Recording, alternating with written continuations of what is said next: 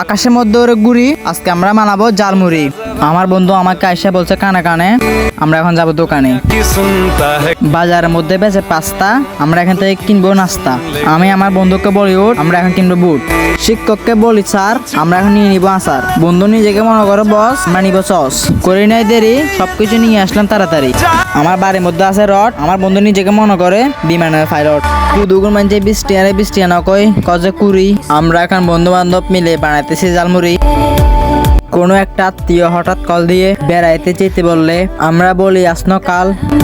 আজ জালমুড়ি থাকিব গালতুন মুকুতুন গাম বাড়া পরিমাণ ঝাল। ওনারা বিডিএর মধ্যে নজর না দিবেন আরো খানাই।